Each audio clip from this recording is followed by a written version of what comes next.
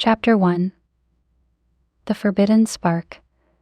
I stood at the edge of the glossy boardroom table, notebook clutched to my chest, feeling like I'd accidentally wandered onto the set of a James Bond movie. The room was a battlefield, polished mahogany, high-backed leather chairs, and a wall of glass offering a dizzying view of the city below. At the head of it all sat Daniel Whitmore. Or rather, commanded.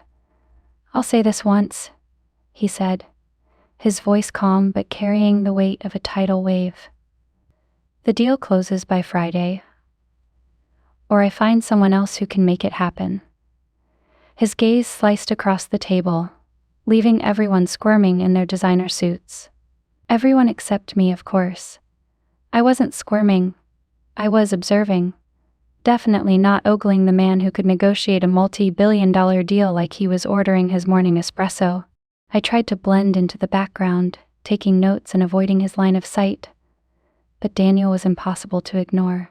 His tailored suit hugged broad shoulders and long legs in a way that seemed unfair. The sharp cut of his jaw hinted at the permanent tension he carried, like he didn't believe in relaxation or mercy. "Whitmore, let's be reasonable," a silver-haired executive ventured cautiously. "These are aggressive terms. If we push too hard, we risk losing their interest entirely." Daniel leaned forward, hands clasped on the table. "If they were going to walk, they'd have done it already. What they want is to see if we'll flinch first. Spoiler, I don't flinch." There was a collective pause as everyone processed that. One of the junior executives, clearly terrified of the silence, muttered something about exploring alternate strategies. "Let me stop you there," Daniel said, not unkindly, but with enough edge to make the poor guy shrink 2 inches. "We don't explore, we execute.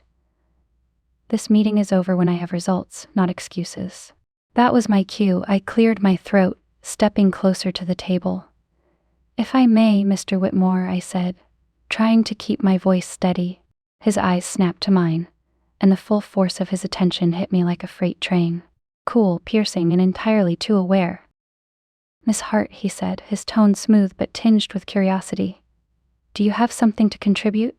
I hesitated, only for a second, but it was enough to make me question every life choice that had brought me here. I'd prepped all night for this, analyzing reports, spreadsheets, and projections until my eyes burned, and now I was supposed to challenge him. Sure, why not? What's the worst that could happen? With respect, I began, clutching my notebook a little tighter. "If you don't flinch, neither will they. Pushing harder won't work, it'll make them dig in. We need to shift the focus, remind them why this deal benefits them as much as it does us." The room went so quiet I could hear the faint hum of the air conditioning. Daniel raised a brow, tilting his head slightly, as if I were a particularly interesting puzzle he hadn't yet solved. "And what exactly would you suggest, Miss Hart?" I took a breath. "We highlight the long-term benefits. Emphasize their return on investment over the next 5 years instead of the immediate payout. Show them we're not just a partner, we're their best chance at long-term growth. It's about reassurance, not intimidation." The silence stretched again, heavier this time. I felt my cheeks heat as every pair of eyes in the room turned toward me. Daniel's gaze lingered the longest, unreadable. Then, to my utter shock, he smiled. Not the cold, calculated smile he used to dismantle his opponents, but something warmer. Brief. Dangerous. "Interesting," he said at last. "Gentlemen, I believe Miss Hart has a point. Adjust the presentation to reflect this approach and have it on my desk by morning." Meeting adjourned. Chairs scraped back as the executives filed out, murmuring among themselves. I stayed rooted to the spot, watching Daniel collect his papers with the kind of precision that suggested he never did anything accidentally. "You're bolder than I gave you credit for," he said without looking up. "I prefer the term resourceful," I replied, surprising myself. That earned me a glance. The faintest smirk tugged at the corner of his mouth, but his eyes remained sharp, assessing. "Resourceful then," he said. "Keep it up, Miss Hart. Just don't make a habit of underestimating the stakes." With that, he strode out of the room, leaving me breathless and acutely aware that I'd just stepped onto a very slippery slope. I stood frozen for a moment after Daniel left the room, my heart still racing from his parting words. "Keep it up, Miss Hart. Sure, I'd managed to avoid completely embarrassing myself, but my pulse wasn't calming down anytime soon. The executives were already filtering out, a few shooting me skeptical glances, probably wondering why the assistant dared to speak in a room full of power players. I ignored them. What mattered was that I'd survived, and Daniel Whitmore, Mr. Alpha and I know it, had actually listened. And now, of course, I was going to have to deal with the fallout. I caught up with Daniel just as he was walking through the frosted glass doors into his personal office, a space that screamed untouchable with its sleek black furniture, floor-to-ceiling windows, and not a single piece of clutter in sight. "Mr. Whitmore," I called out, hesitating just inside the doorway. He paused, his hand resting on the back of his leather chair, before slowly turning to face me. "Miss Hart," he said smoothly. His gaze swept over me like a spotlight. "To what do I owe the pleasure of this follow-up? Right? I could do this." About the presentation adjustments, I started, my voice steadier than I expected. "I'd like to handle it personally. I know the material, and I can make sure the new approach is seamless." Daniel raised an eyebrow, leaning back slightly, his hands slipping into his pockets. The move was casual, but his gaze was anything but. "You want to take the lead on this?" he asked, as if I'd suggested skydiving without a parachute. I nodded, standing straighter. "Yes, I know the client's priorities, and I'm confident I can fine-tune the pitch to address their concerns. Besides," I hesitated for just a fraction of a second before adding, "you said you wanted results, not excuses." His lips twitched, a faint smirk playing at the corners. For a moment I thought he might laugh, but instead he just stared at me, like he was trying to figure out how I worked. "And you're certain you can deliver?" he asked finally, his tone laced with challenge. I met his gaze, my chin lifting. "Absolutely." The room went quiet, the tension stretching so tight I could almost hear it humming. Then, to my surprise, Daniel nodded. "Fine," he said. "You have until tomorrow morning. Impress me." And just like that, he turned back to his desk, dismissing me with a flick of his hand. I blinked, realizing I was still standing there like an idiot. "Thank you," I said quickly before retreating back into the hallway. As the door closed behind me, I let out a long breath I hadn't realized I'd been holding. I'd just volunteered to take on a critical piece of one of the biggest deals of Daniel Whitmore's career. No pressure or anything. But for a flickering second, as I replayed his smirk and the way his eyes had lingered just a little too long, I felt something else. Not just the adrenaline of a challenge, but the faint, dangerous thrill of knowing I'd earned his attention, and I couldn't decide whether that was a win or a disaster waiting to happen. The faint click of Daniel's office door behind me felt like the sound of an iron gate closing, sealing me inside the lion's den. He stood by the window, hands in his pockets, the city skyline glowing behind him like a crown. For a moment, he didn't acknowledge my presence, which, let's be honest, was peak Daniel Whitmore. Silence as strategy, coolness as armor. I cleared my throat. "About the adjustments, I said you could handle them," he interrupted, his tone mild but carrying that edge, the kind that could cut glass. Was there something unclear about that? I bit my lip. Well, this was off to a great start. "No, I just thought it would be good to, clarify a few things." He turned then, his gaze pinning me in place. "Clarify?" Heat crept up my neck, but I refused to back down. "Yes, for instance, are we pitching reassurance or promising miracles? Because there's a fine line, and I don't want to oversell." Daniel's expression didn't change, but there was a flicker of something in his eyes, amusement, maybe, or annoyance. It was hard to tell with him. "Miss Hart," he said, his voice dropping to that dangerously smooth register that made my stomach flip. "Do you always overthink everything? Or is this a special performance just for me?" "Only when the stakes are absurdly high," I shot back before I could stop myself. His lips twitched, the faintest hint of a smirk breaking through the mask of control. "Interesting." "Look," I said, stepping closer, "I get that you like things your way. You're precise, calculated, always in control." "That's fine. It's why you're well, you. And? He prompted, one brow arching. And, I continued, crossing my arms, sometimes people need a little more than bullet points and bottom lines. They need to feel like you actually care about their success, not just yours. His smirk faded, replaced by something sharper, more curious. Are you implying I don't care about my clients? No, I'm implying you don't show it, I countered, my pulse hammering in my ears. And maybe if you did, you wouldn't have to rely so much on intimidation. Silence stretched between us, thick and humming with tension. For a second, I thought I'd gone too far. But then Daniel took a step forward, closing the space between us, until I could see the flecks of silver in his storm-gray eyes. Do you always speak your mind like this, Miss Hart? He asked softly, his voice like velvet wrapped around steel. Only when it's important, I replied, refusing to look away. His gaze lingered on mine, searching, probing, as if he were trying to decode something I wasn't even sure I understood myself. Then he let out a quiet laugh, low and unexpected, like the rumble of distant thunder. You're a risk, Olivia, he said finally, almost to himself. An unpredictable variable in an otherwise perfect system. I blinked, thrown by the sound of my first name on his lips. He hadn't used it before. And is that a problem? I asked, my voice steadier than I felt. Daniel tilted his head, his smirk returning, this time with an edge that made my stomach flutter. Not yet. With that, he turned back to the window, effectively ending the conversation. But I didn't miss the way his shoulders shifted, just slightly, as if I'd managed to nudge him off balance, if only for a second.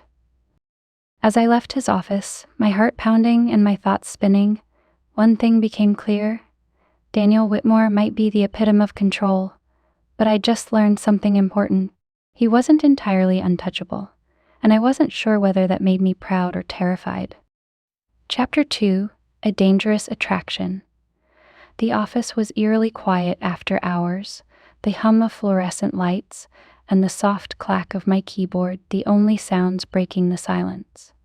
Across the room, Daniel sat behind his desk, his tie loosened and his sleeves rolled up, looking almost human for once. Miss Hart, he said without looking up from his laptop, are you planning to type us into a new fiscal year, or is there an endpoint to this session? I glanced at the clock. 11:15. My fingers stilled over the keys. You're the one who demanded results by morning, Mr. Whitmore. I'm just the underpaid mortal trying to make it happen. His lips twitched barely, but it was enough to feel like a victory. Underpaid, he repeated, finally looking up. His stormy gray eyes sparkled with something dangerously close to amusement. You do realize you negotiated your own contract, don't you? And that is why I should never negotiate when I'm sleep-deprived. I shot back, pushing my chair back with a sigh. My stomach growled in perfect timing. Traitor. Daniel raised a brow, closing his laptop with a decisive click. When's the last time you ate? Somewhere around lunchtime, I think. I shrugged. There may have been a granola bar in between. Maybe. His frown deepened. You can't function on fumes, Miss Hart. Well, I don't see a vending machine magically appearing in your temple of productivity, I quipped, waving a hand at the pristine, practically sterile office. Daniel stood, grabbing his suit jacket from the back of his chair. Come on, I blinked. Come on where? To find something edible. Or do you prefer to waste away in protest of your underpaid status? I stared at him, unsure if this was a joke, or if I was actually being invited on a midnight snack run with Daniel Whitmore, king of controlled chaos. You're serious? He glanced at me over his shoulder, that infuriating smirk firmly in place. Always. The cool night air hit me like a reset button as we stepped out onto the quiet street. The city felt different at this hour, softer, quieter, almost magical in the way the lights sparkled against the dark sky. Do you do this often? I asked as we walked, keeping pace beside him. Lure your assistants out for late-night snacks? Only the ones who accuse me of running a vending machine-free dictatorship, he replied smoothly. I laughed, the sound surprising even me. Well, at least you're consistent. We found a food truck parked at the corner, its bright neon lights promising salvation in the form of greasy, glorious snacks. Daniel ordered something unnecessarily complicated, while I stuck with a classic fries smothered in cheese and bacon. As we waited, I glanced at him out of the corner of my eye. He looked almost relaxed. His hair was slightly mussed, his tie hanging loosely around his neck, and there was a warmth in his expression I hadn't seen before. "You don't do this often, do you?" I asked, leaning against the counter. "Do what?" "This. Be a normal person, eat late-night junk food, walk outside without a plan or a purpose." He tilted his head, considering me. "And how would you know what I do or don't do, Miss Hart?" I shrugged, taking a bite of a fry. "Call it an educated guess. You don't strike me as the type to indulge in spontaneity." His eyes narrowed, but there was no real heat behind it. "And you strike me as someone who underestimates how much I enjoy proving people wrong." The air between us shifted, the banter giving way to something heavier. His gaze lingered, and for a moment, I forgot how to breathe. "Careful," I said, my voice quieter now. "You might just surprise me." "Maybe that's the point," he murmured, his voice low and almost teasing. My heart did a little flip, but before I could reply, the food truck owner handed over our orders, breaking the spell. We walked back in companionable silence, the tension still humming beneath the surface. Daniel didn't say much, but his presence felt different. Less intimidating, more human. And maybe, just maybe, that was more dangerous than anything else. Back at the office, the greasy snack wrappers sat discarded on Daniel's otherwise pristine desk, an unspoken reminder of our unexpected detour into normalcy. But the momentary ease between us evaporated the second he opened his laptop and pulled up the presentation slides.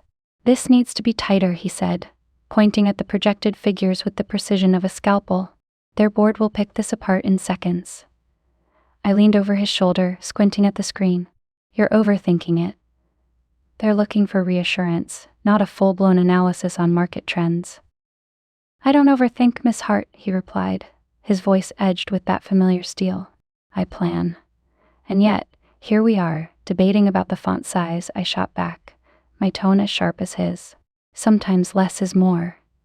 Daniel turned his head, his face dangerously close to mine. His eyes, stormy and unyielding, locked onto mine with an intensity that made my breath hitch. "Do you ever let anything go?" he asked, his voice low and deliberate. "Not when I know I'm right," I replied, my pulse quickening. The air between us crackled, charged with something that wasn't frustration anymore. My chest tightened, but I refused to back down, holding his gaze even as the tension grew unbearable. "You're impossible," he said finally, his tone softening just enough to make it sound less like an insult and more like an admission. "And you're infuriating," I shot back, though my voice faltered at the end. His eyes flicked to my lips, and for a moment, the world seemed to pause. No phones ringing, no spreadsheets, no high-stakes acquisition. Just the two of us, standing too close in the dim glow of his desk lamp. "Olivia," he started, but before he could say anything else, I moved, or maybe he did. It was fast, impulsive, and completely unprofessional. His lips brushed mine, firm but cautious, as if testing the waters. I froze for half a second before leaning into him, my hands clutching the edge of the desk to keep from completely losing myself. The kiss deepened, all the pent-up tension from weeks of proximity and unspoken feelings spilling over in one reckless moment. His hand slid to my waist, pulling me closer, and my heart raced so fast I was sure it would burst. Then reality crashed down. I broke away, stumbling back a step, my breath ragged and my cheeks burning. That shouldn't have happened," I stammered, avoiding his gaze. Daniel didn't move, his expression unreadable, but his breathing just as uneven as mine. "You're right," he said, though his voice carried none of the conviction I expected. I pressed a hand to my forehead, pacing as panic set in. "This is insane. You're my boss." We can't, Olivia," he interrupted, his tone firm but not unkind. "Calm down." I whirled to face him, my chest tight with guilt and fear. "Calm down," I just crossed every professional boundary imaginable. This could ruin everything for both of us. His jaw tightened, and for a moment he looked almost vulnerable. "Nothing's ruined," he said, his voice softer now. "We're adults. We can keep this professional." I let out a hollow laugh, shaking my head.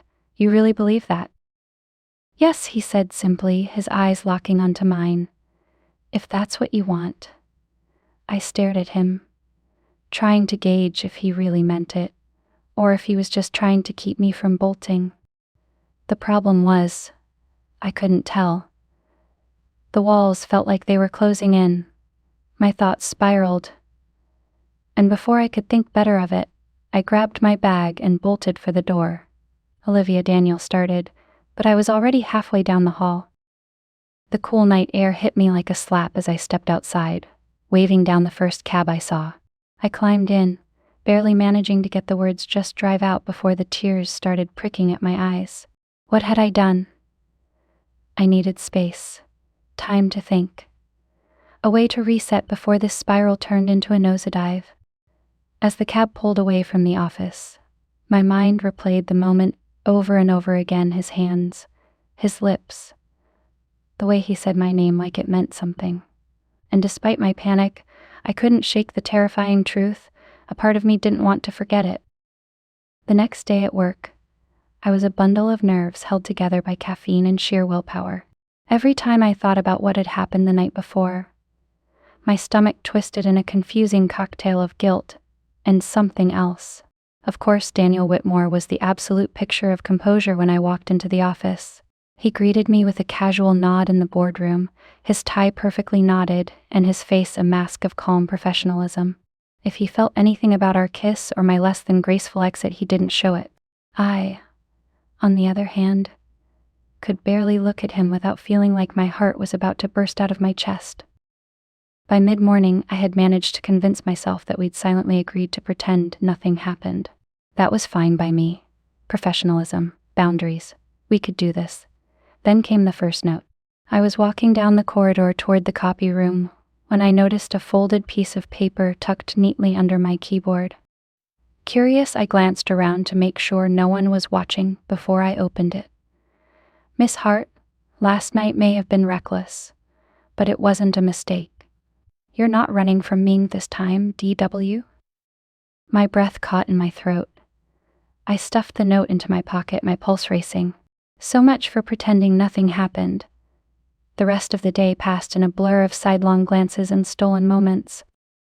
Daniel would pass me in the hallway, his expression as unreadable as ever. But then he'd let his fingers brush mine as we exchanged files, or he'd lean just a little too close when asking a question. It was maddening. And if I was honest with myself, thrilling. Then, right after lunch, it happened. A delivery arrived at my desk, a small, elegantly wrapped box with no sender listed. I frowned, glancing around to see if anyone was watching, then carefully opened it. Inside was a chocolate sculpture shaped, well, let's just say it was anatomical. A fat medium-sized dick chocolate. My cheeks burned as I pulled out the note tucked underneath. "For when you're craving something sweet. Thoughtful, aren't I, DW?" I clapped the box shut so fast it made a noise, earning a few curious looks from nearby colleagues. My face was on fire, but I couldn't help the tiny laugh that escaped me. He was incorrigible. By the time the day ended, I was still replaying every little flirtation in my head, trying to convince myself that this was just a harmless game. No big deal. Totally manageable. That resolve lasted exactly until I got home. As I rounded the corner to my apartment building, the sight of Daniel leaning casually against the doorframe hit me like a jolt of lightning. "What are you doing here?" I asked, my voice a little higher pitched than I would have liked. He straightened, his hands in his pockets, a faint smirk on his face. "I didn't like how we left things last night." I stopped a few feet away, clutching my bag like it could shield me from the intensity in his gaze. "We left things exactly how they should be," I said, though even I didn't sound convinced. Daniel stepped closer, his movements slow and deliberate, like he was giving me a chance to run. "I didn't."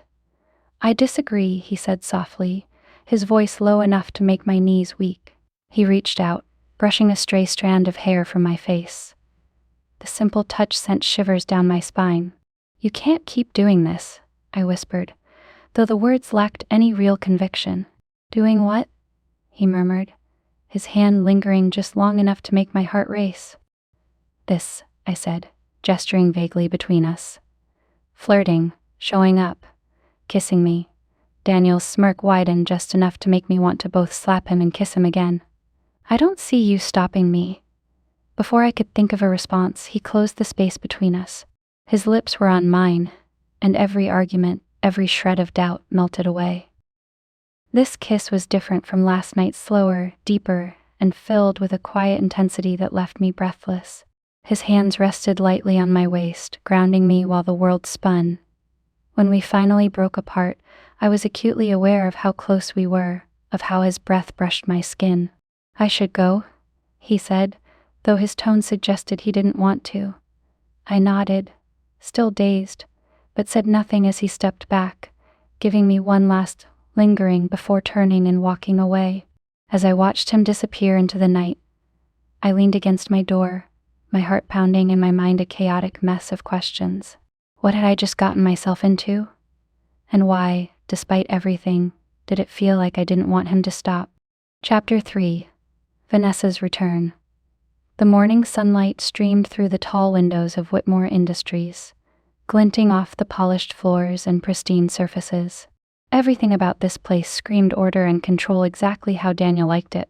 I was at my desk, reviewing the latest adjustments to the acquisition proposal, when a woman entered the lobby, her heels clicking against the marble like a declaration of war. I glanced up, my pen pausing mid-sentence. She was stunning in the way that makes you immediately question if you've ever truly brushed your hair correctly. Platinum blonde waves, a sharp jawline, and cheekbones that could slice through steel. Her fitted cream suit didn't just scream wealth, it sang an aria about it. "Can I help you?" the receptionist asked, her usual confidence faltering under the woman's icy stare. "I'm here to see Daniel," she said, her voice smooth and sharp at the same time, like silk wrapped around a dagger.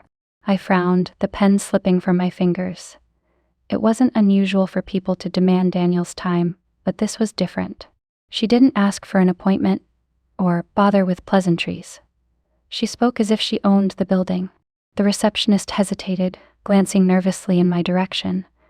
I stood and walked over, curious despite myself. "Miss," I started, keeping my tone polite. "Vanessa Whitmore?" she interrupted, her lips curving into a smile that didn't reach her eyes. "And you are?" My heart skipped a beat. "Whitmore? As in Daniel Whitmore?" "Olivia Hart," I said, my voice steadier than I felt. "Mr. Whitmore's assistant." Vanessa tilted her head, looking me over like I was a puzzle she wasn't sure was worth solving. "Assistant," she repeated, her tone dripping with subtle disdain. "Charming." I opened my mouth to respond, probably with something unwise, but before I could, Daniel's voice cut through the air. "Vanessa." He appeared at the top of the stairs, his expression a mask of calm, though his clenched jaw betrayed him. For the first time since I'd met him, Daniel looked rattled. Vanessa's smile widened, and she turned toward him, her confidence blooming as if she'd been waiting for this moment. "Daniel?" she said, her tone saccharine sweet. "You're looking well." He descended the stairs slowly, his gaze locked on hers, but I could feel the tension rolling off him in waves. "What are you doing here?" he asked, his voice low and controlled.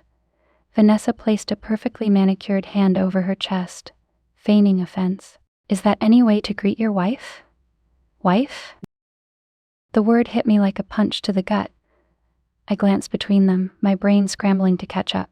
"Daniel has a wife." "I'm not your anything," Daniel replied coldly. "Not anymore." Vanessa's smile didn't falter. If anything, it grew sharper. "Legally, we're still very much connected, darling. And I'm here to remind you of that." I took an involuntary step back, suddenly feeling like I was intruding on something far more complicated than I'd bargained for. Daniel's gaze flicked to me, softening for a fraction of a second. "Miss Hart," he said, his tone gentler now. "Would you excuse us?" I nodded, grabbing my notebook and making a quick exit, though my hands trembled slightly. As I walked toward the elevator, their voices carried after me, low and tense. The door slid shut, and I leaned against the wall, my mind racing. How had I not known about this? Daniel Whitmore was married, or had been, apparently. And Vanessa?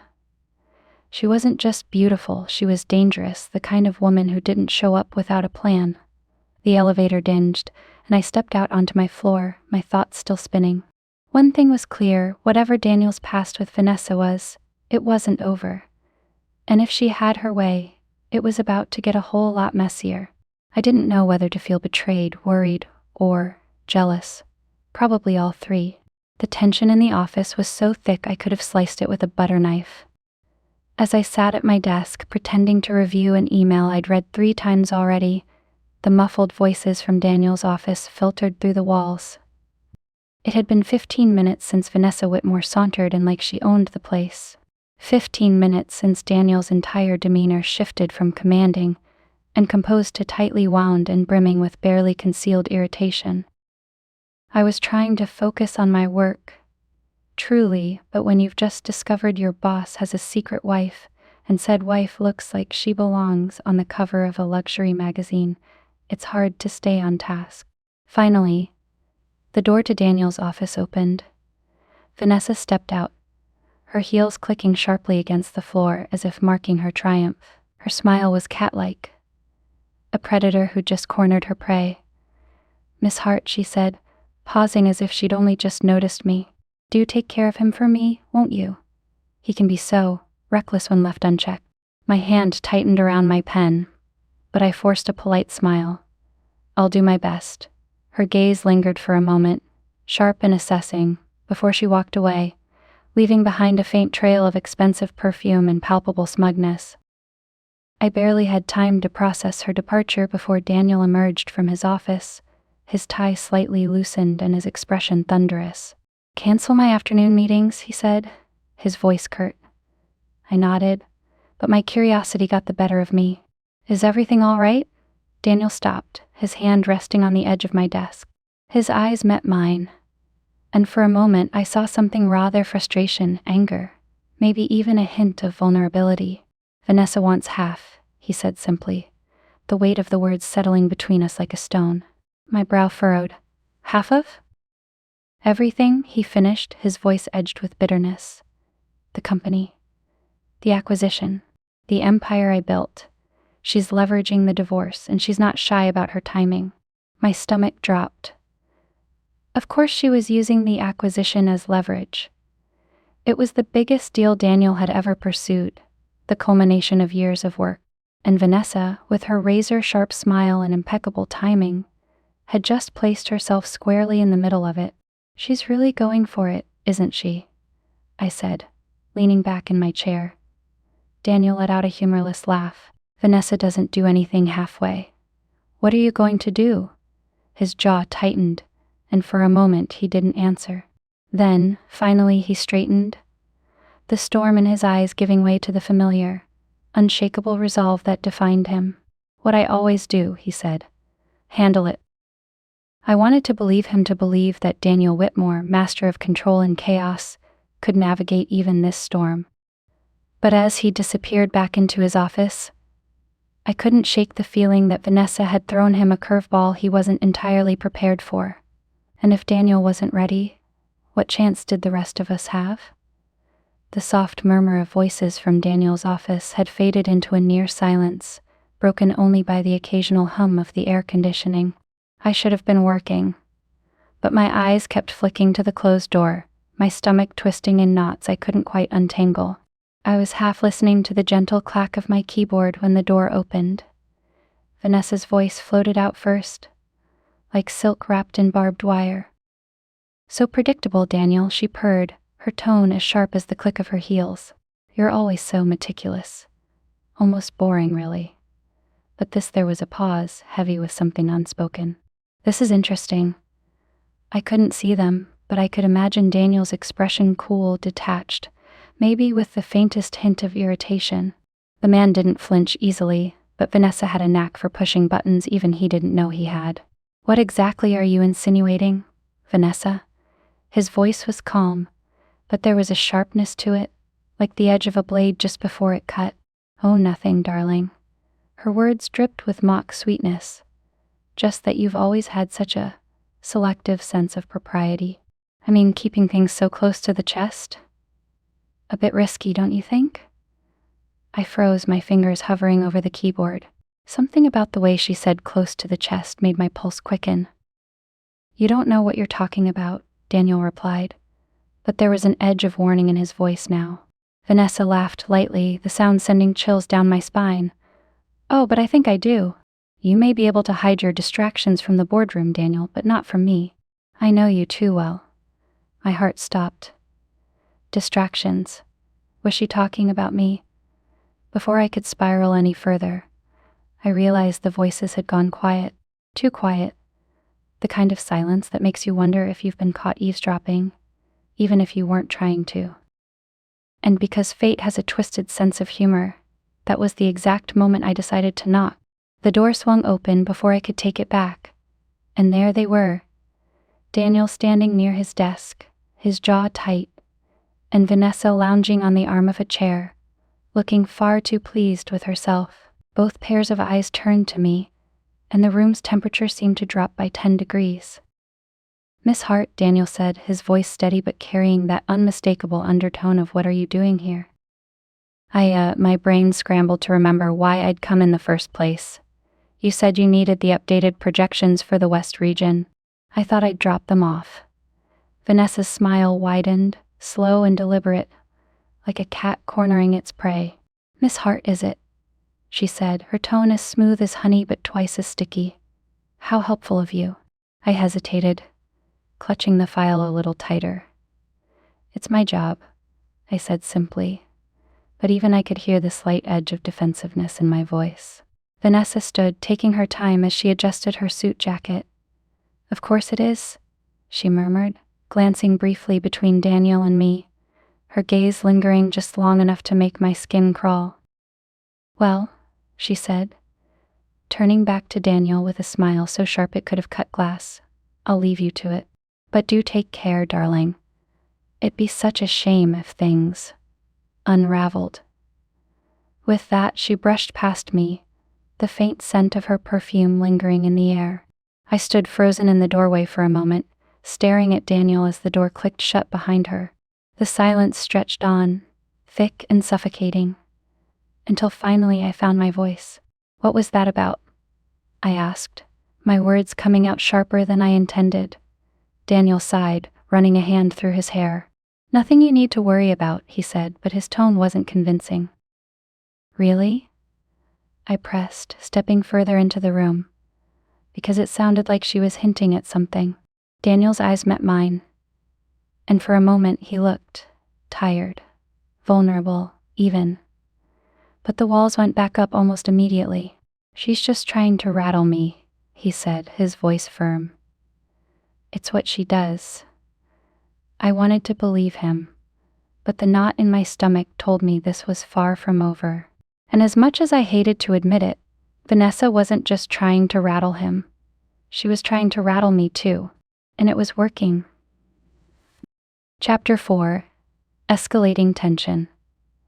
I stood in Daniel's office that evening, the city lights behind him, casting a faint glow around his silhouette. He leaned against the edge of his desk, his arms crossed, his tie loosened just enough to suggest he wasn't entirely unshakable. She came back because of the acquisition, he said, his voice low, almost resigned. It's a power move, plain and simple. Vanessa doesn't care about the company. She just cares about what it represents and how much she can take from it. I shifted awkwardly, unsure of what to say. This was the most personal he'd ever been, and I wasn't sure how to navigate the sudden intimacy of his confession. Why didn't you ever finish things? I asked tentatively, my voice softer than usual. Daniel's jaw tightened, and he looked away for a moment before meeting my eyes again. Because Vanessa is a master at timing. Every time I tried to cut ties, she found a way to make it messy publicly, financially, emotionally. But I'll end it this time, I have to. I nodded slowly, my chest tightening with the weight of his words. There was no denying his conviction, but it didn't make me feel any less exposed. Vanessa wasn't just some distant threat, she was a storm circling closer, and I wasn't sure if I'd survive the fallout. And what about us? I asked before I could stop myself, the words tumbling out like they'd been waiting at the edge of my tongue. Daniel's gaze sharpened, his expression softening in a way that made my heart twist. Olivia, what happened between us? It wasn't just an accident. I won't pretend it didn't happen, and I won't apologize for wanting more, but I need to know you're with me on this. My breath hitched. His words were calm, deliberate, but they carried a weight that felt impossible to ignore. I'm with you, I said, barely above a whisper. Later that night, I found myself in his apartment, a sprawling, modern space high above the city. The kind of place that should have felt cold and impersonal, but somehow, with Daniel there, it didn't.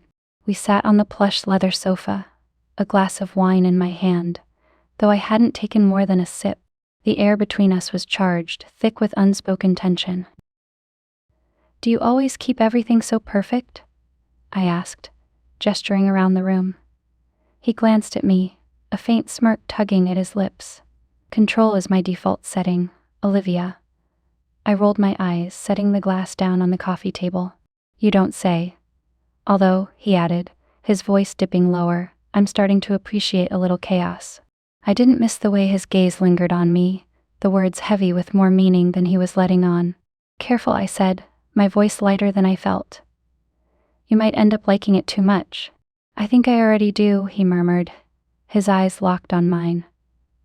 Before I could respond, his hand brushed against mine, sending a jolt of electricity up my arm.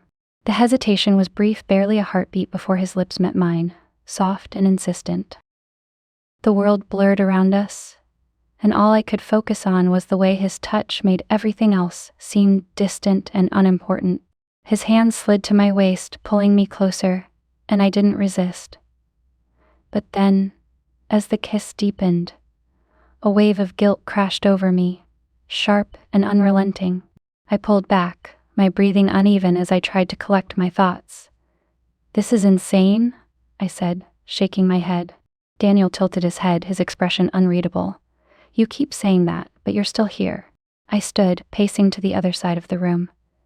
Because I can't help it. It's impossible to ignore. But that doesn't mean it's not dangerous. He stood too, closing the distance between us in a few measured steps. Olivia, everything worth having is dangerous. You know that. His words were maddeningly logical, and yet they didn't quiet the fear gnawing at the edges of my mind. And what happens when Vanessa figures it out? I asked, my voice cracking. He reached out, his hand brushing against my cheek, and the tenderness in his touch nearly unraveled me.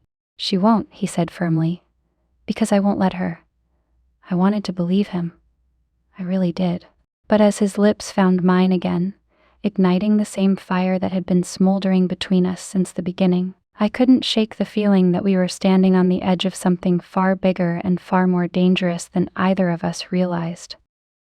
By the time Friday rolled around, it was clear Vanessa had no intention of quietly fading into the background. Wherever Daniel went, she seemed to materialize like a shadow too sharp to ignore. The first incident happened at a charity gala, a glittering affair where Daniel was supposed to be the center of attention. Supposed to be.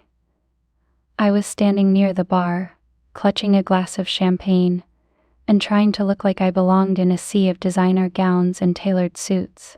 Daniel was across the room, charming a group of potential investors with his usual cool confidence. And then she arrived. Vanessa swept into the room like she owned it, her crimson dress catching every eye and her smile sharp enough to cut glass. She glided straight to Daniel, slipping her arm through his with a familiarity that made my stomach twist. The investors welcomed her warmly, clearly taken with her elegance and poise, but I could see the tightness in Daniel's jaw, the way his smile didn't quite reach his eyes. Miss Hart. Her voice startled me, and I turned to find her standing beside me, having slipped away from the crowd unnoticed. She looked impossibly perfect up close, her makeup flawless and her expression unreadable. Mrs. Whitmore, I replied, keeping my tone polite but distant. Her lips curved into a slow, knowing smile. It's Vanessa, she corrected. No need for formalities. After all, we're practically family, aren't we? The insinuation hung in the air like a noxious cloud. I forced a smile, gripping my glass a little tighter. I wouldn't go that far. She tilted her head, studying me like a particularly interesting puzzle. You're quite devoted to Daniel, aren't you? It's my job, I said evenly, refusing to rise to the bait. Of course it is, she murmured, her tone dripping with mock sweetness. Still, it's impressive how involved you are. I'm sure he appreciates your dedication. The way she said dedication made my skin crawl. But I held my ground, meeting her gaze with what I hoped was an unflinching stare. Daniel's success is my priority, I said firmly. Her smile widened, but her eyes remained cold. Oh, I'm sure it is. But do be careful, Miss Hart. Proximity can be risky. Lines blur, intentions get misread. And Daniel. He has a way of making people think they're indispensable when, really, everyone is replaceable. Before I could respond, she placed a manicured hand on my arm, her touch as light as it was calculated. A word of advice, she said softly, leaning in just enough to make it feel personal. Don't confuse ambition with affection. It never ends well. With that, she was gone, her heels clicking against the marble floor as she returned to Daniel's side. I stood there, frozen, the weight of her words settling heavily on my shoulders. She hadn't said it outright, but the implication was clear, she knew. The tension carried over to Monday morning. Daniel was unusually quiet during our meeting, his usual sharp focus dulled by something I couldn't quite place. Vanessa has no authority here, he said suddenly, breaking the silence. You know that, right? I blinked, caught off guard. I didn't say she did. He looked at me then, his expression softer but no less intense. She's trying to get under your skin. Don't let her.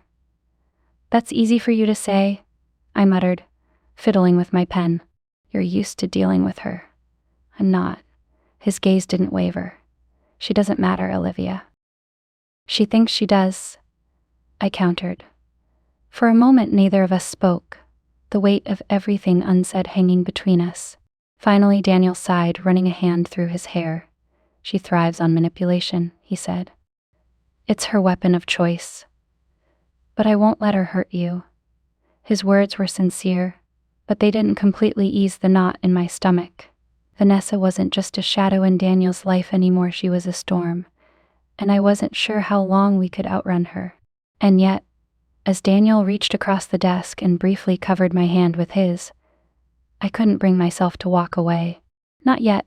Chapter 5. The Hidden Recording. The morning started like any other, an over-caffeinated blur of emails, back-to-back meetings, and Daniel's signature brooding intensity filling the office. I was buried in a spreadsheet when my phone buzzed on the desk. It wasn't unusual for my phone to light up with messages during the day, but this wasn't the usual work ping. It was a text from Leela, my best friend, who rarely bothered me while I was on the clock. WTF, Olivia. Have you seen this? My stomach tightened. Seen what? Before I could type out a response, another notification popped up. Then another. And another. My name was suddenly the star of a group chat that hadn't been active since college. I glanced around the office, my heart racing as I swiped over to open the messages. Screenshots, links, and a short, blurry video filled the thread. I clicked play. The grainy footage showed a familiar office hallway. My heart sank as the unmistakable silhouette of Daniel leaned toward an equally unmistakable me. The kiss was brief but damning. The kind of moment that couldn't be explained away as professional. Oh no, I whispered, my voice barely audible over the pounding in my ears. The camera zoomed just enough to make everything clear. The timestamp confirmed what I already knew. Someone had been watching us that night. And now, apparently, so was the rest of the world. By the time I made it to Daniel's office, he was already pacing, his phone pressed to his ear and his jaw so tight I thought it might snap. He waved me in without breaking his stride. muttering something curt to whoever was on the other end before hanging up. "Let me guess," I said, closing the door behind me. "You've seen it." Daniel turned to me, his eyes darker than I'd ever seen them. "Of course I've seen it. It's everywhere." My chest tightened. "How bad is it?" He didn't answer immediately, which wasn't reassuring. Instead, he gestured toward his laptop, where a headline blared across the screen: "Billionaire Whitmore caught in office romance scandal." I swallowed hard. "Great. That's subtle." "It's not just the gossip blogs," Daniel said, his voice clipped. "It's on business sites, too. Speculation about the acquisition. Questions about my judgment." He trailed off, raking a hand through his hair. "This is exactly what Vanessa wanted." Vanessa. Of course. Who else would have the resources, the access, and the sheer audacity to orchestrate something like this? "She set us up," I said, anger bubbling to the surface. "She planted someone, or she had someone watching. She knew." Daniel nodded, his expression grim. "And now she has the ammunition to derail everything." The day spiraled from bad to worse. By lunchtime, the office was a minefield of whispers and stolen glances. I couldn't take 3 steps without feeling someone's eyes on me, and every email notification felt like it might be the one that sealed my fate.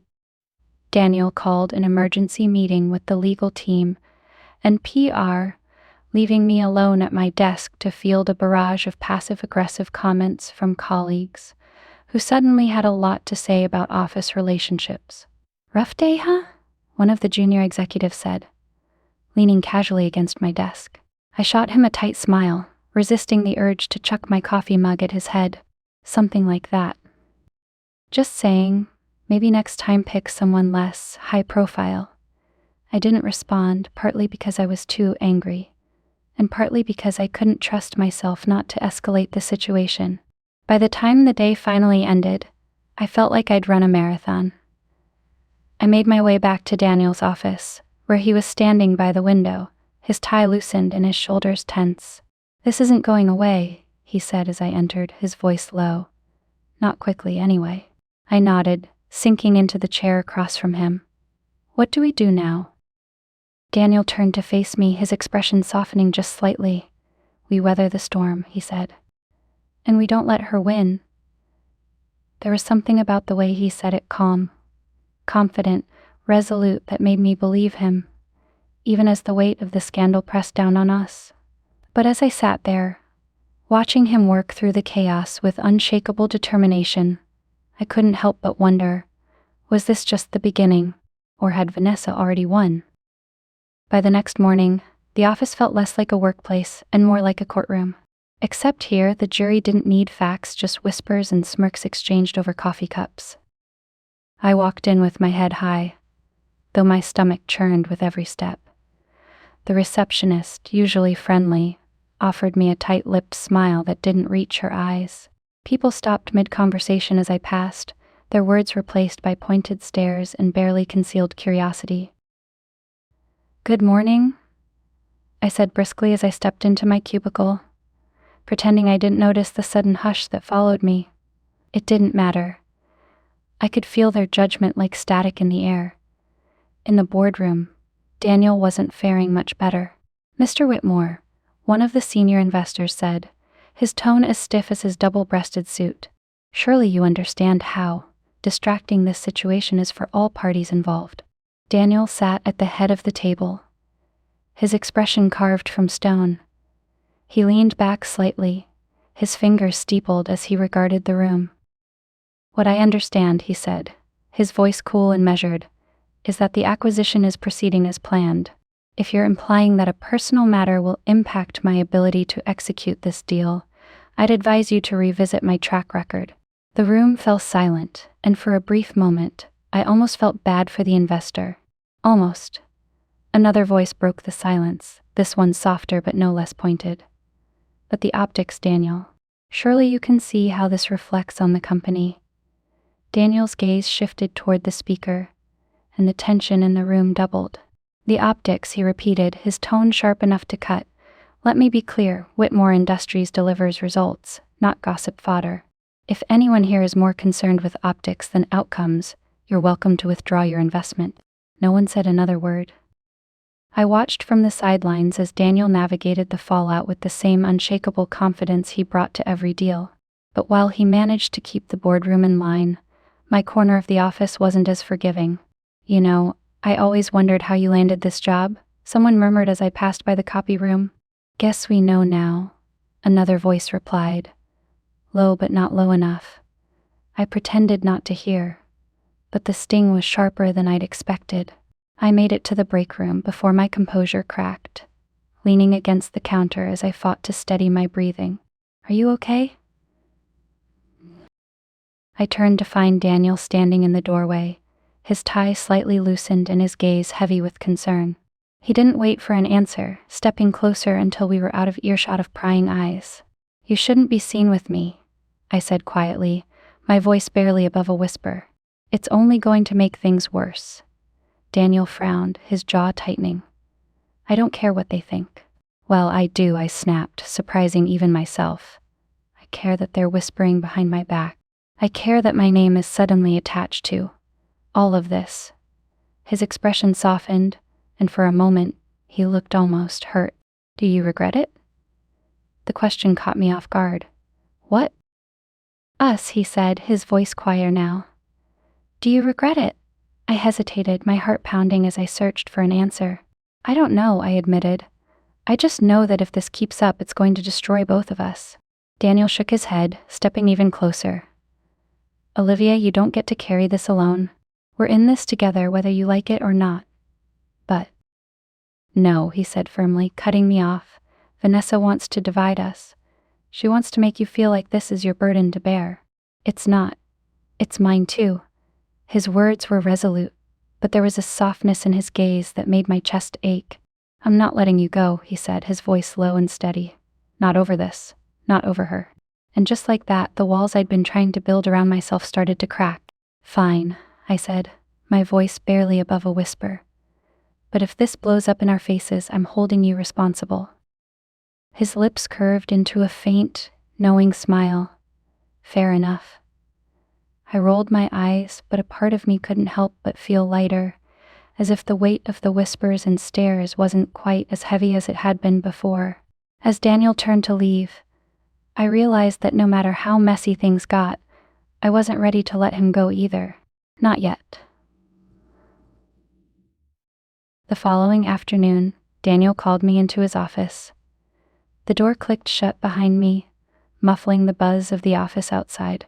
He stood by the window, his back to me, staring out at the city as if it held answers to questions he didn't want to ask. "She did it," he said, his voice low but laced with anger. I stopped in my tracks. "Vanessa?" He turned, his jaw tight, and nodded. "It was her. The leak. The timing. The access, it all points back to her. She wanted this to happen." I sank into the chair across from his desk, my mind racing. "But why? What does she get out of this?" Daniel let out a humorless laugh, running a hand through his hair. "Control, power, leverage. Pick one." I frowned, the pieces starting to fall into place. "She's trying to sabotage the acquisition." "She's trying to sabotage me," he corrected, his voice sharp. "The deal is just a means to an end. If she can make me look unstable, reckless, unfit to lead, she gets what she really wants: a stronger position in the divorce. She'll claim I'm distracted, that my personal life is a liability, and she'll argue for a bigger payout." My stomach twisted as I processed his words. Vanessa wasn't just playing games, she was playing a long, calculated con, and we were her pawns. "Do we have proof?" I asked, my voice quieter now. Daniel's lips pressed into a thin line. "Not yet, but we're working on it." Later that day, the proof came in the form of an anonymous tip sent to Daniel's legal team, a series of emails between Vanessa and a private investigator she'd hired to trail him. The correspondence detailed not only the surveillance, but also Vanessa's explicit instructions to capture anything that could be used to question Daniel's judgment. Anything. That included me. The knot in my stomach tightened as I skimmed the emails Daniel had forwarded to me. Vanessa hadn't just wanted dirt, she'd specifically targeted our relationship. She planned this, I said, staring at the screen in disbelief. She planned all of it. Daniel leaned against the edge of his desk, his arms crossed and his expression grim. She's been playing the long game, he said. And we walked right into it. I looked up at him, my chest tightening with a mix of guilt and anger. This is my fault. If I'd been more careful, no, Daniel said sharply, cutting me off. This isn't on you. Vanessa didn't need you to slip up. She would have found something else. Someone else. This was always her endgame. I wanted to believe him, but the weight of the scandal felt like a target painted on my back. Vanessa had outmaneuvered us, and now the consequences were coming down like a hammer. That evening, Daniel called an emergency meeting with his legal team, PR advisors, and a handful of trusted executives. I stayed in the background, taking notes and trying not to draw attention, but every now and then, Daniel's eyes would meet mine, a silent reassurance that we were still in this together. Vanessa's actions are illegal, one of the lawyers said, flipping through a thick binder of evidence. We can build a case against her for invasion of privacy and defamation, but it won't stop the media frenzy, another chimed in. Even if we prove she orchestrated this, the damage is already done. Daniel's jaw tightened. Then we fight back. We control the narrative, counter her claims, and make it clear that Whitmore Industries isn't going anywhere. The room buzzed with strategies and counter-strategies, but all I could think about was Vanessa's smirk as she'd left Daniel's office that first day. She'd been planning this from the start, and now she was watching it all unfold exactly as she'd intended.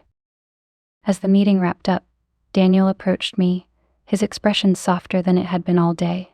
"We'll fix this," he said, his voice low enough that only I could hear. I nodded, though my confidence felt as shaky as my hands. "What if we can't?" "We will," he said firmly, "because I won't let her win." There was a fierceness in his voice that steadied me, if only for a moment. But as I left his office that night, the weight of Vanessa's advantage pressed down on me, a constant reminder that this battle was far from over. Chapter 6. The Revelation. The test sat on my bathroom counter, taunting me with its silent certainty. I stared at the little pink lines, willing them to disappear, as if sheer denial could undo the reality staring back at me. But no amount of blinking or pacing or muttered curses could change it. I was pregnant. The realization hit me in waves, each one carrying a new emotion. Shock, disbelief, joy, and of course, a healthy dose of fear that settled deep in my chest and refused to budge. How had this happened? Okay, I knew how it had happened, but the timing couldn't have been worse. Vanessa's schemes, the scandal, the whispers at work. Daniel and I were barely holding it together, and now this. I sank onto the edge of the tub, my mind racing. Could I even tell him? Should I tell him? What would he say? "Pull yourself together, Olivia," I muttered, running a hand through my hair. "It's just a baby." It's not like it's the sound of my phone buzzing interrupted my spiral. I glanced at the screen to see Daniel's name flashing, my heart skipping a beat. When I walked into his office later that afternoon, Daniel was at his desk, his sleeves rolled up and his focus fixed on a stack of documents. He looked up when I entered, his expression softening in that way it always did when he saw me. "You're late," he teased, leaning back in his chair. I forced a smile, my heart pounding as I closed the door behind me. "Traffic," I lied, clutching my bag like it might shield me from the conversation I wasn't ready to have. Daniel's brow furrowed, his sharp gaze sweeping over me. "You're pale? Did something happen?" Yes, something happened. Something huge. Something that was currently rewriting my entire future. "No," I said quickly, then winced. "I mean, yes. Kind of." I broke off, my hands tightening around the strap of my bag as I struggled to find the words. Daniel stood, closing the distance between us in a few measured steps. "Olivia," he said softly, his tone laced with concern. "What's going on?" I looked up at him, my throat tightening as I met his steady gaze. This was Daniel, calm, unshakable, the man who had faced down boardrooms and scandals without breaking a sweat. But could he handle this? "I need to tell you something," I said, my voice barely above a whisper. His expression shifted, the faintest flicker of worry crossing his face. "Okay," he said slowly. "Tell me." I took a deep breath, my hands trembling as I finally forced the words out. "I'm pregnant." For a moment, the world seemed to freeze. Daniel's eyes widened, his lips parting slightly as he processed what I'd just said. "You're pregnant?" he repeated, his voice quiet but steady. I nodded, the knot in my stomach tightening. "Yes. I took the test this morning." His gaze dropped briefly, as if he needed a moment to gather himself. When he looked back at me, his expression was unreadable. "Are you sure?" he asked, his tone softening. "Yes," I said, my voice firmer now. "I'm sure." Daniel exhaled slowly, running a hand through his hair. "Okay," he said finally, more to himself than to me. "Okay." I bit my lip, the silence between us stretching into something almost unbearable. "Say something," I pleaded, my voice breaking. "Anything." He stepped closer, his hands gently resting on my arms as he met my gaze. "I'm not upset, Olivia," he said firmly. "I'm just processing." "Processing?" I repeated, my voice laced with disbelief.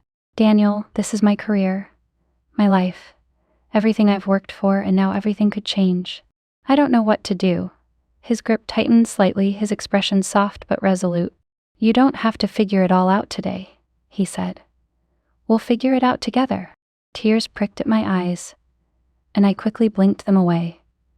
"Do you mean that?" "Yes," he said without hesitation. "I'm not going anywhere, Olivia. Whatever happens, I'm with you." The weight in my chest lifted slightly at his words, though the fear hadn't entirely disappeared. This wasn't going to be easy, not with Vanessa still circling like a shark, and the scandal threatening to unravel everything. But as Daniel pulled me into a gentle embrace, his arms warm and steady around me, I allowed myself to believe, just for a moment, that maybe we could handle this. Maybe we'd be okay. Daniel held me a little longer than I expected, as though he needed the silence to piece his thoughts together. His grip was firm, but there was something soothing about the way his hands pressed against my back, grounding me when my world felt like it had spun completely off its axis. Finally, he pulled back, his stormy gray eyes locking onto mine. For a moment, I thought he might say something to break the tension, maybe a joke to lighten the mood.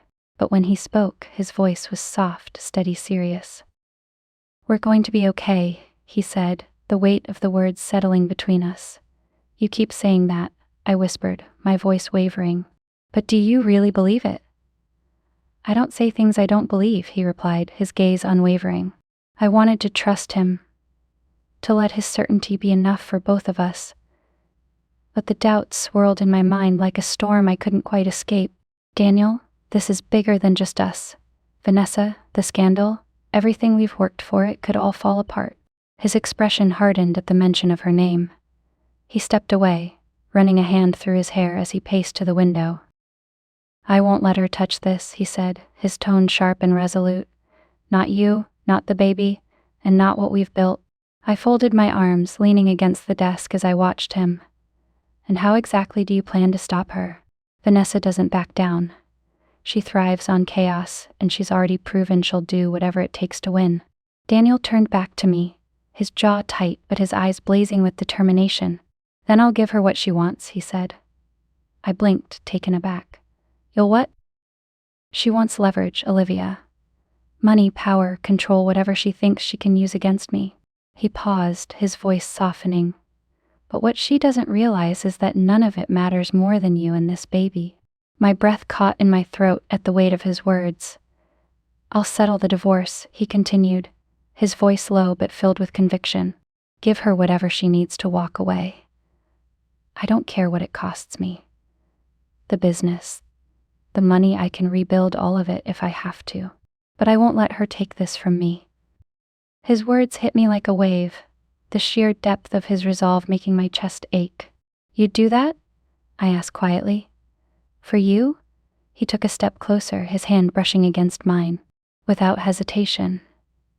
I swallowed hard, my emotions a tangled mess of relief, fear, and something that felt dangerously close to hope. "Daniel," I started, but he cut me off with a small shake of his head. "I know it's not going to be easy," he said, "and I know you're scared. But I'm not going to let Vanessa dictate our lives. Not now. Not ever." His hand found mine, his fingers curling around mine in a way that felt both protective and reassuring. "We'll figure this out," he said softly. "Together." I wanted to believe him. And maybe, just maybe I did. Because for the first time since seeing those two pink lines, the world didn't feel quite so terrifying. It wasn't perfect, not by a long shot, but as I looked into Daniel's eyes, the weight of his promise settling around me, I realized something important. I wasn't in this alone.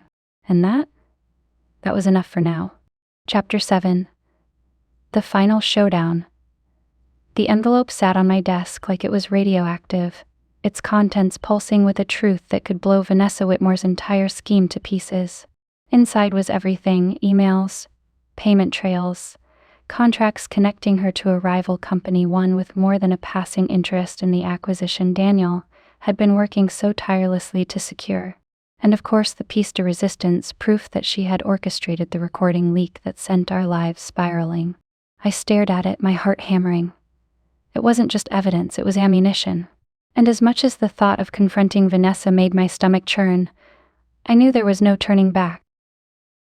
She was exactly where I expected her to be, perched in the corner of the Gilded Dove, her favorite high-end restaurant, sipping something undoubtedly expensive and smirking like the world was hers to command. Her eyes flicked up as I approached, and I didn't miss the slight widening of her gaze. I must have looked like a woman on a mission, because, frankly, I was. "Miss Hart," she drawled, setting her glass down with deliberate ease. "To what do I owe the pleasure?" I didn't sit. Didn't smile. I simply pulled the envelope from my bag and placed it on the table in front of her. Her perfectly arched brow lifted.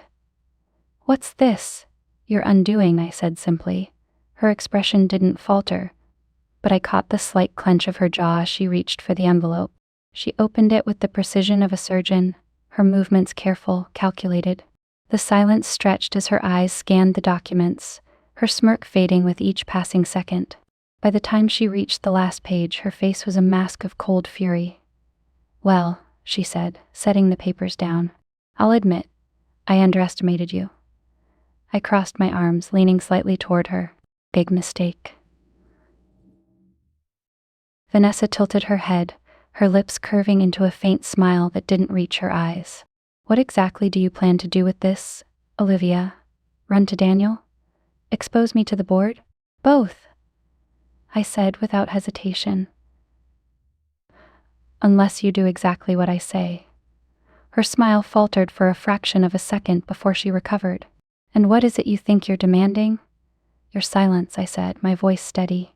"You'll drop the divorce claims, back off from the acquisition, and stop meddling in Daniel's life. Completely. No more games, no more schemes, you're done." Vanessa laughed, then a soft, humorless sound. "You're bold, I'll give you that. But what makes you think Daniel will forgive you for keeping this from him?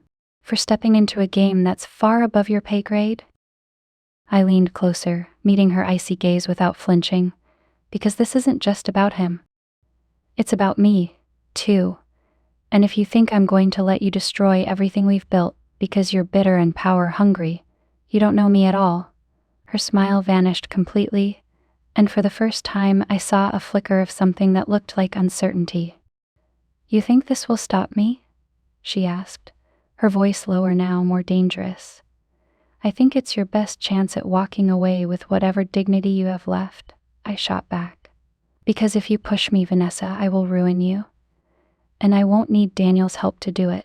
The words hung in the air, heavy and unrelenting. For a moment, neither of us moved, the tension crackling like static. Then, slowly, Vanessa leaned back in her chair, her expression unreadable. "You've got some fight in you.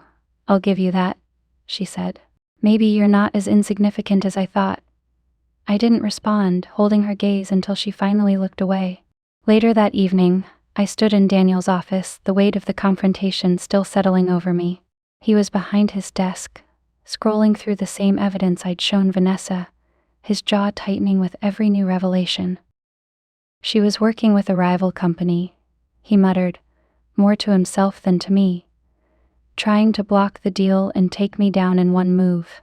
I nodded, my arms crossed as I leaned against the edge of the desk. She underestimated you, I said softly, and she definitely underestimated me. Daniel looked up then, his stormy eyes locking onto mine. For a moment he said nothing, and I wondered if he was angry that I'd acted on my own.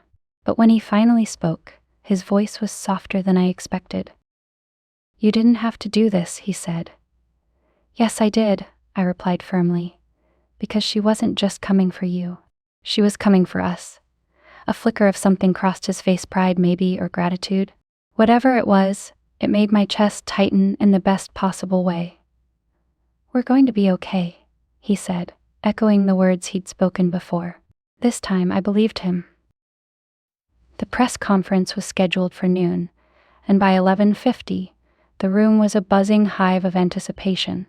Cameras were already set up, reporters whispered to one another, and the hum of professional chaos filled the air. I stood just off to the side, peeking out at the crowd through a gap in the curtains, my heart pounding harder than I cared to admit. Daniel was behind me, calm and composed as always, though his tie hung loose and his sleeves were rolled up an odd mix of formality and rebellion. You don't have to do this, I said, turning to face him. He glanced at me, his gray eyes steady and unreadable. Yes, I do. It's going to cost you everything, I whispered, my voice cracking slightly. The business, the money. Are you sure you're ready for that? His lips curved into the faintest smile, one that didn't quite reach his eyes but carried a weight of certainty nonetheless. I've already made my choice, Olivia, he said simply. And it's not her. It never was. My chest tightened, but before I could respond, someone gestured for him to take the stage. He adjusted his tie, straightened his posture, and stepped out into the glaring lights without hesitation. Daniel stood at the podium, the picture of controlled confidence, as the cameras clicked furiously. The room fell silent as he leaned into the microphone, his voice steady and commanding. Thank you all for being here, he began. I have a statement to make regarding recent events that have caused unnecessary distractions for Whitmore Industries and the ongoing acquisition. There was a ripple of interest from the crowd, but Daniel didn't falter. First and foremost, I take full responsibility for the personal choices that have brought us to this moment. However, those choices, while complicated, are mine alone. They have no bearing on the integrity of this company or the deal currently in progress. His gaze swept the room, his tone unwavering. To that end, I am taking steps to ensure that personal matters remain exactly that, personal. Effective immediately, I am finalizing my divorce from Vanessa Whitmore. A collective gasp rippled through the audience, followed by a flurry of whispers and camera flashes. Daniel didn't flinch. This decision was not made lightly, he continued. But it is necessary to move forward not just for myself, but for the company and everyone who has put their trust in me. He paused, his jaw tightened briefly before he spoke again. The settlement will come at a significant cost, but I consider it an investment in a future free from distraction and manipulation. A future where Whitmore Industries remains focused on innovation, integrity, and success. The room erupted into a cacophony of questions, but Daniel held up a hand, silencing them with a single gesture. I will not be answering questions about my personal life, he said firmly. But let me make one thing clear, my priorities have not changed. This company, this acquisition, and the people who rely on us, that's what matters. That's what I will protect. Always. With that, he stepped back from the podium, his expression calm but resolute, and left the stage without another word. Backstage, I waited nervously, my hands twisting together as the muffled chaos of the press conference spilled through the walls. When Daniel finally appeared, his tie loosened and his expression unreadable, I let out a breath I hadn't realized I was holding. You just dropped a bomb on your entire life, I said, half in awe, half in disbelief. He shrugged, a faint smirk tugging at the corner of his mouth. Bombs are sometimes necessary for demolition, and demolition makes room for rebuilding. I stared at him, my heart swelling in a way I wasn't entirely prepared for. Do you really think it's going to be that easy? No, he admitted, stepping closer. But nothing worth having ever is. His hand found mine, his fingers curling around mine, in a way that felt both protective and grounding. Olivia, he said softly, his voice losing some of its usual edge. This is the first move of many, but it's the right one. For us. For the future we're building. I swallowed hard, the gravity of his words settling over me. You're sure about this? He smiled, then a real, genuine smile that made my chest ache. More than I've ever been about anything. And in that moment, as the noise of the world faded into the background, I knew that whatever came next, scandals, challenges, or Vanessa's next move, we would face it together. Because for the first time, Daniel Whitmore wasn't just fighting for himself. He was fighting for us. The world didn't stop spinning after Daniel's bold declaration, but it did feel like we had tilted the axis back in our favor. The media circus, once gleefully fueled by Vanessa's schemes, began to lose steam. The narrative was shifting, and for the first time in weeks, I felt like we could breathe again. But there was still work to be done. Are you ready for this? Daniel asked, his voice calm but brimming with quiet determination. He stood across from me in his office. His tie loosened and his sleeves rolled up his version of battle armor. I met his gaze, my heart steady for the first time in days. Ready as I'll ever be. He nodded, a small smile playing on his lips. Good. Because they're going to throw everything they've got at us. Let them, I said, lifting my chin.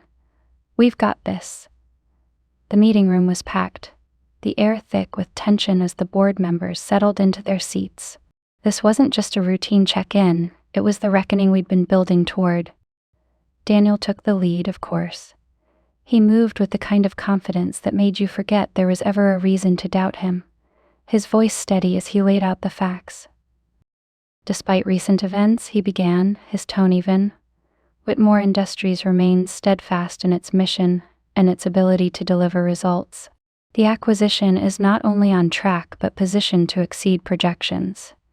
And as of this morning, we've secured additional endorsements from key stakeholders. I watched as the board members exchanged glances, their earlier skepticism beginning to waver. One of them, a silver-haired man who had been one of Daniel's most vocal critics, cleared his throat. And the personal distractions? Daniel didn't flinch. Handled, he said simply, his tone brooking no argument. This company has always operated on the principles of integrity and excellence. That hasn't changed, and it never will.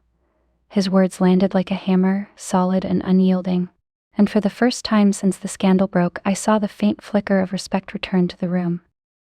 After the meeting, Daniel and I walked back to his office, the tension in my chest slowly giving way to relief. You were incredible in there, I said, unable to keep the admiration out of my voice. He glanced at me, a small smirk tugging at his lips. I had good backup. I rolled my eyes but couldn't help smiling. You didn't need backup. You had them eating out of the palm of your hand. Well, it helps that I had the smartest person in the room by my side, he said, his voice softening. My cheeks warmed, but before I could respond, his phone buzzed on the desk. He glanced at the screen and frowned. It's the media team, he said, picking up the call. I leaned against the edge of his desk, watching as his expression shifted from serious to triumphant. When he hung up, he turned to me, his eyes alight with something I hadn't seen in weeks, hope. The story's out, he said. The truth about Vanessa, the rival company, everything. It's done. A weight I hadn't realized I was still carrying lifted off my shoulders. And the response? Unanimous, he said, his smirk growing. The board is backing the acquisition, and the media is spinning this as a win for Whitmore Industries. I laughed, the sound bubbling out of me like a release. We did it. No, Daniel said, stepping closer. You did it. He reached for my hand, his fingers curling around mine with a warmth that made my chest ache. You stood by me when no one else would. You fought for this when it would have been easier to walk away. So did you, I said softly, my heart swelling. He smiled, then a real, genuine smile that lit up his entire face. I guess we're a pretty good team. I nodded, my own smile breaking through. The best. The next morning, as the city buzzed with the news of our triumph, Daniel and I sat in his office, the first rays of sunlight streaming through the windows. We did it, I said again, more to myself than to him. He reached across the desk, his hand covering mine. And this is just the beginning. And for the first time in what felt like forever, I believed him. Together, we weren't just surviving the chaos. We were building something unstoppable. The morning sunlight streamed into Daniel's apartment, painting everything in a soft, golden glow. The once pristine space now had traces of my chaos, a half-empty mug of tea on the coffee table, a notebook filled with my scribbles on the couch, and a blanket tossed over the armrest. It wasn't perfect anymore, but it felt right. Daniel was in the kitchen, sleeves rolled up, flipping pancakes with the kind of focus he usually reserved for boardroom takeovers. Watching him like this, relaxed and a little domestic, was a sight I didn't think I'd ever get used to. You're staring, he said without turning around, his tone teasing. I leaned against the counter, cradling my mug.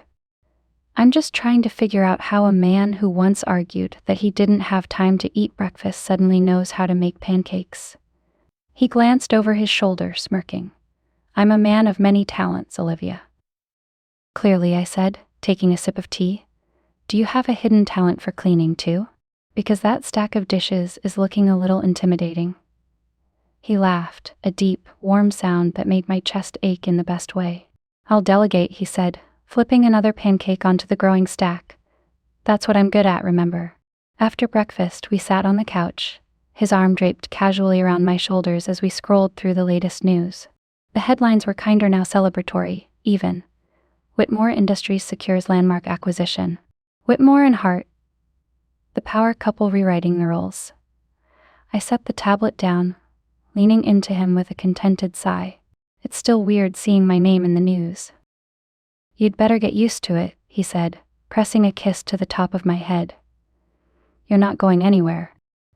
The weight of his words settled over me, warm and reassuring. For so long, I'd been bracing myself for the next disaster, the next scheme, the next hurdle. But now, for the first time, I felt safe. Do you think we can really make this work? I asked quietly, my hand resting on my stomach. Daniel glanced down, his eyes softening as he covered my hand with his. I don't think, he said firmly. I know. I looked up at him, my throat tightening as 1,000 unspoken fears bubbled to the surface. What if I'm not ready? What if I mess it up? You won't, he said, his voice steady. And even if you do, we'll figure it out. Together. There it was again, together. The word I hadn't realized I needed to hear until it became the cornerstone of everything we were building. That afternoon, we walked through the park, the crisp autumn air carrying the faint scent of falling leaves. Daniel's hand was warm in mine, grounding me as we strolled past laughing children and couples walking their dogs. This feels normal, I said, glancing up at him. Normal is overrated, he said, smirking. But I could get used to this. I smiled, my free hand brushing against my belly. It was still too early to tell anyone except Daniel, but the knowledge of what was coming filled me with a strange, exhilarating mix of terror and excitement. You're really okay with this?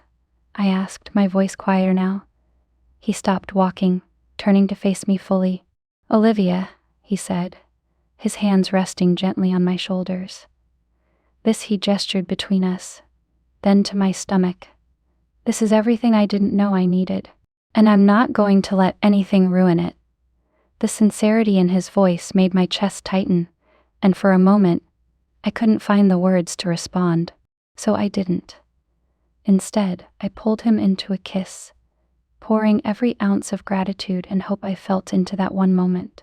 When we finally pulled apart, he was smiling soft, unguarded, and entirely mine.